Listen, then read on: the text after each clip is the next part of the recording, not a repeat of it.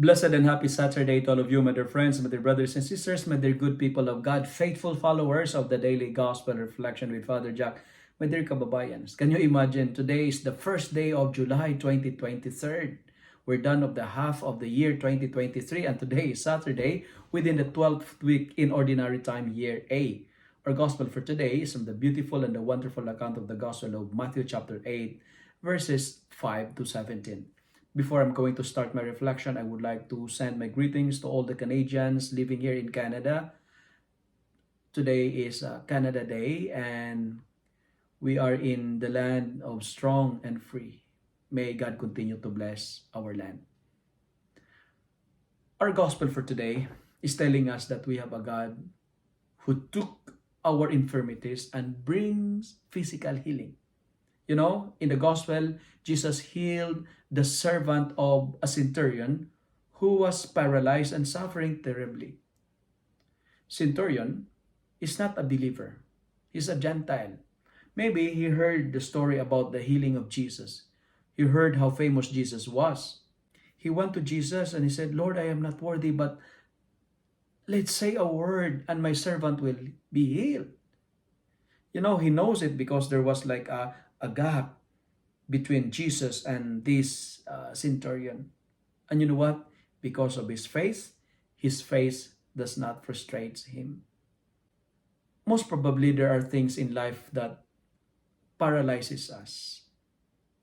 There are part in our life, there are parcel in our life that, like this servant of the centurion, we are suffering terribly.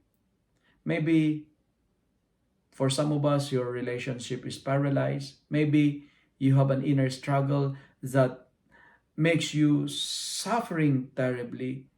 Or maybe you are struggling financially, you are struggling emotionally. But you know what? There is a good news, my dear friends. Our gospel reading for today is reminding us that Jesus is here to make our life beautiful. And his word to the centurion, "Go home, because your servant is healed."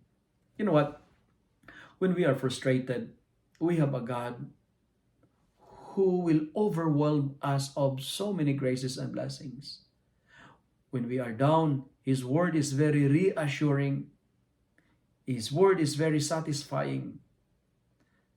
All we need is just faith. And like the centurion, may we say, "Lord, I am not worthy, but just give me your word and everything will be okay."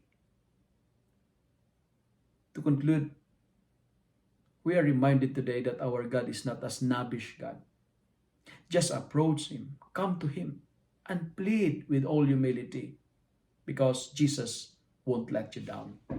You will not be frustrated, because those who hope, those who put their trust in the Lord will never be disappointed. My dear friends, whatever request we have in God, God has always an immediate answer. God actually answers our prayers, but sometimes we don't like his answers, right?